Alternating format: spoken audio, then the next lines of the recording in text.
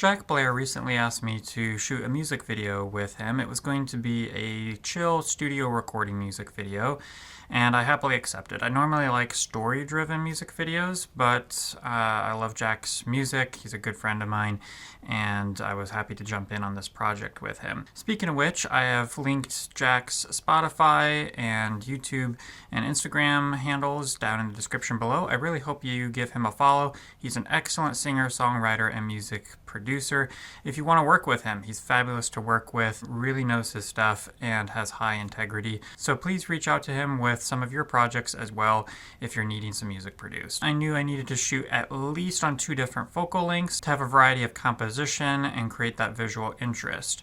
I was hoping to do this on my 2 vintage lenses, my 50mm and my 28mm super multi-coated Takumars, but I didn't know if the 50mm would be viable in such a small space. I have been in Jack's basement where we were going to be filming this before, and I knew the room was going to be extremely small. As you can see, it's probably about 8 feet wide and maybe 12 to 14 feet long, and there's already a pretty sizable couch in there, some other furnishings like chair, a couple of microphones depending on our shooting setup, shelves, tables, things like that, all small, but the space really shrinks, especially when you then have 2 to 4 people in that room. I had my doubts that I would be able to do anything with my 50mm because of the space, but I thought I'd bring it along anyway.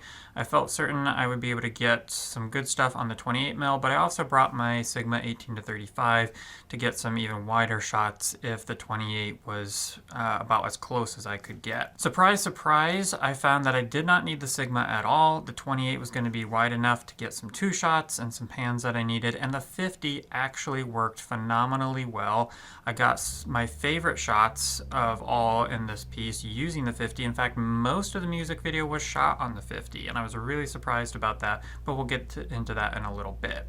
I did request getting access to the song ahead of time so I could listen to what we were going for, and that would help me create a shot list in my head, or at least generate some creative ideas. I did know we were doing an acoustic version of this song using Jack's guitar and piano, as well as 2 violinists, so that was going to lend itself to some slow movement, dissolves, those kinds of things. I also knew that our shooting schedule was going to be rough in terms of light. Yes, we were down in the basement, but I knew there were basement windows using like brick glass. Basically, it lets light in, but you can't really see clearly through it. So I knew we were going to have some natural light, except for the fact that we were shooting the first part at Friday night when it was going to be pitch black, and then the next part the following morning, Saturday morning, and that window happened to face east, so you're going to get the rising sun. My continuity in lighting was therefore going to be off if I just used available lighting.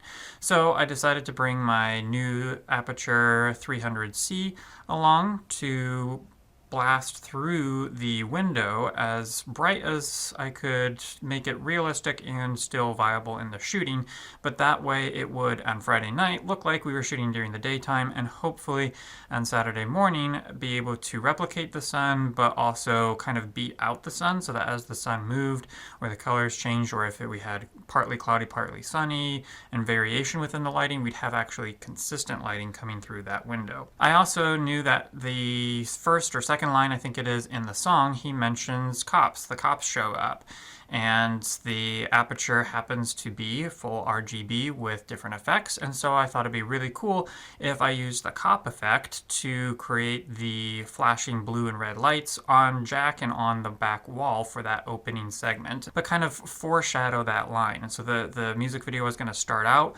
with that flashing light coming through the image and foreshadow that, then you'd hear the line and be like, oh, that's why they did that. In the first verse, there's also a line about fluorescent lights, Jesus standing between you and the fluorescent light.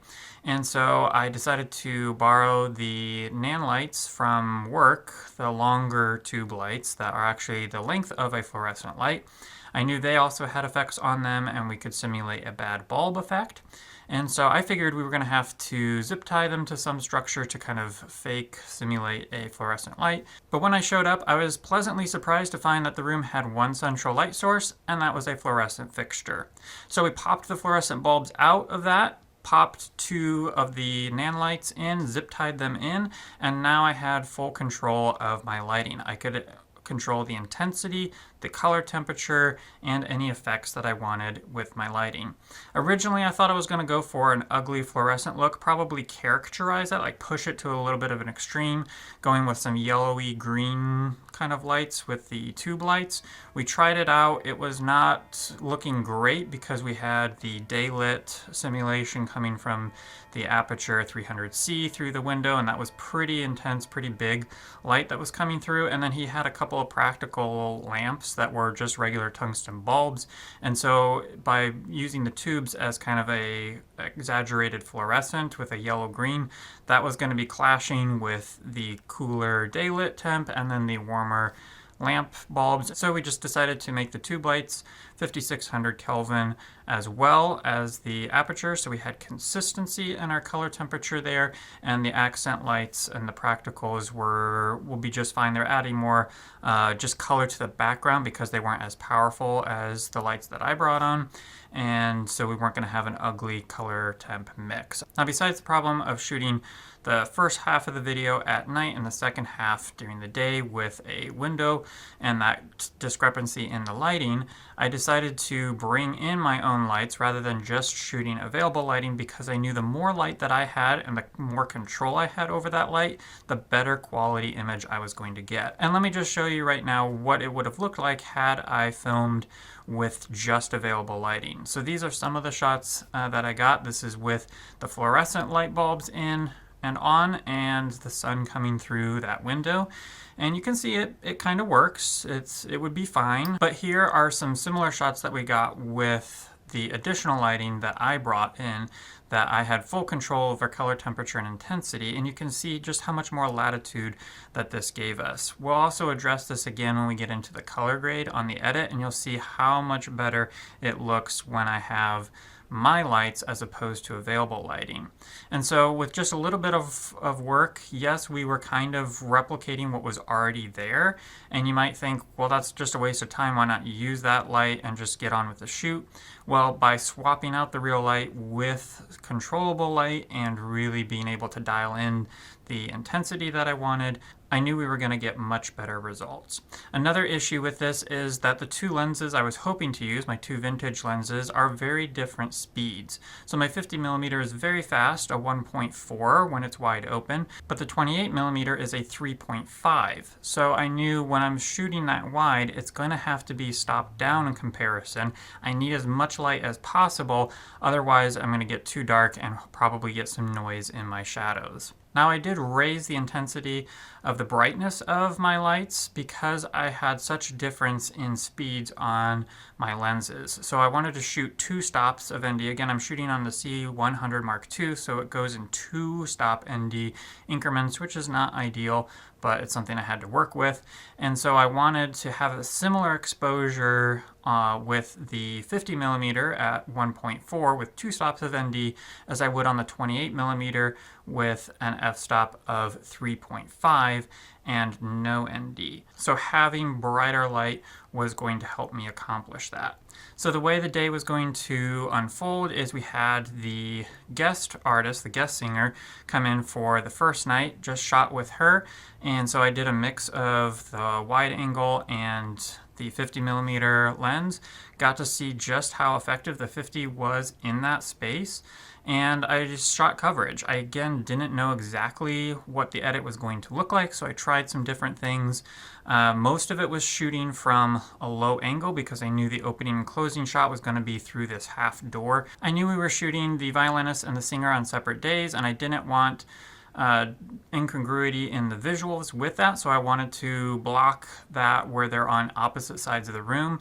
I knew there's no chance in that tight of quarters with that many people that I'd be able to get a shot of the entire room, and so by shooting just half the room at a time, I would be able to simulate that they were in there at the same time but never worry about actually blocking that in real life.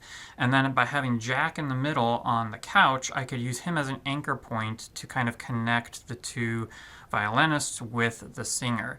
And so I knew it was important to get those close-ups of the singer, get the close-ups of the violinist, but then get some two shots of Jack with each of them respectively to kind of stitch together this whole environment in post. Another issue that I wanted to make sure that we resolved is because it's such a small space, I didn't want them flat up against a wall, giving me more space to have variety of composition. I needed them pulled away from the wall so we could create some depth of field, and then hopefully also shoot diagonally or angularly from the wall so that creates more depth. Anytime that you have a character pretty close to or up against a wall, try not to shoot straight on with them unless you're going for a really formal composition, because you're going to lose all sense of depth of field. So pull them away from that background, create some depth of field that way, also shoot angularly so that you get a gradual fall off behind them. Having a 1.4 came in clutch with this on that 50mm to really create a lot of depth, even though they were fairly close to the wall, and pulled that off with some great success.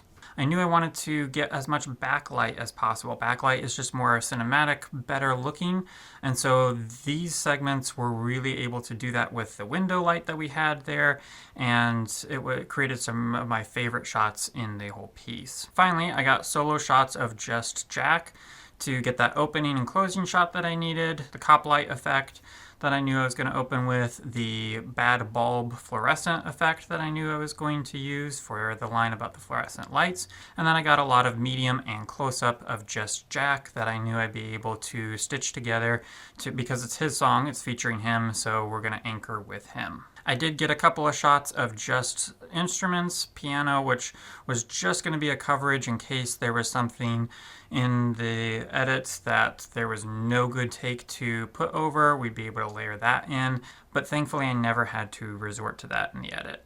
So speaking of edit, let's get into that. The first thing I did, since this was not storyboarded, was pop the shots in that I knew were going to be right where they were, specifically the light effect. So the cop effect at the beginning and the bad bulb flicker effect for the fluorescent, and then the end shot. Got those in at the length that I wanted.